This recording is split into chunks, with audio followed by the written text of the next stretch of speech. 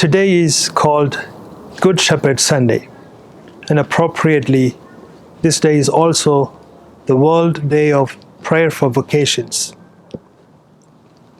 Today, the Church calls us to reflect on the meaning of God's call for each of us and to pray for vocations to the priesthood, the diaconate, and the consecrated life, because the entire Christian community shares the responsibility for fostering vocations.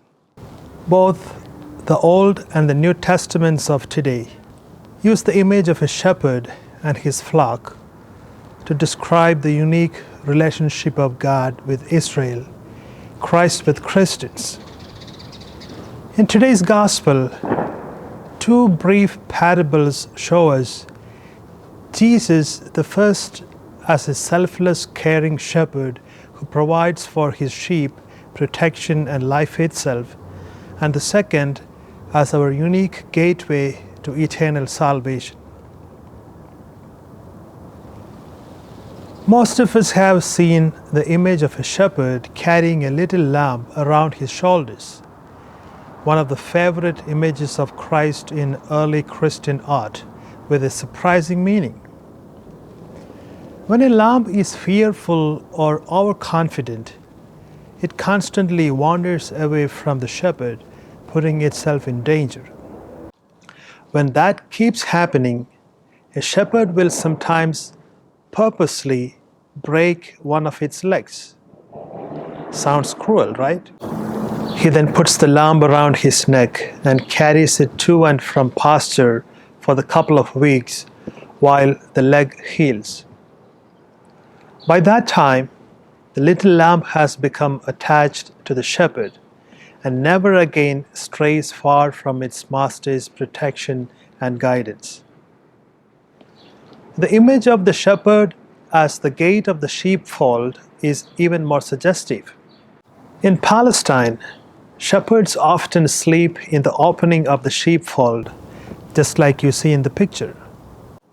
This way, wolves smell the shepherd's presence and fear to make midnight raids, while the sheep keep together inside, comforted by the presence of their protector and guide.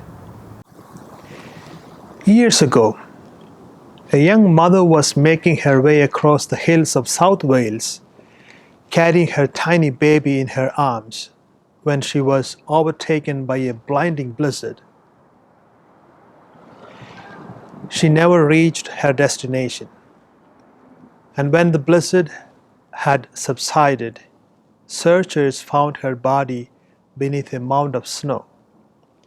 But they discovered that before her death, she had taken off all her outer clothing and wrapped it around her baby. When they unwrapped the child, to their great surprise and joy, they found he was alive and well. She had mounted her body over his and given her life for her child, proving the depths of her motherly love.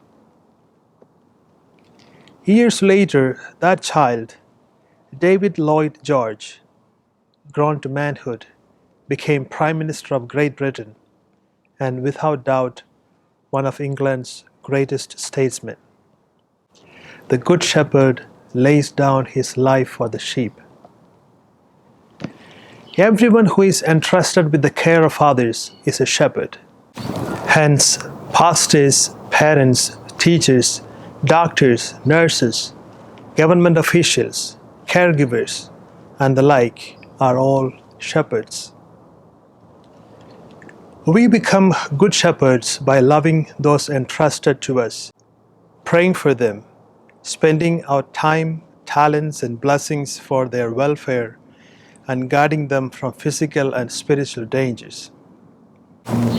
Today, good shepherds who lay down their lives include husbands and wives who can't do enough for each other to demonstrate their commitment to each other, parents who make countless sacrifices for the good of their children, children who take good care of their parents in need, doctors and nurses who work untiringly, spending themselves to care for their patients, especially in this time of pandemic, teachers who spend untold hours instructing the weak students, employers who share profits with their workers, politicians who unselfishly promote the common good of their voters, and parishioners who generously support their parish community.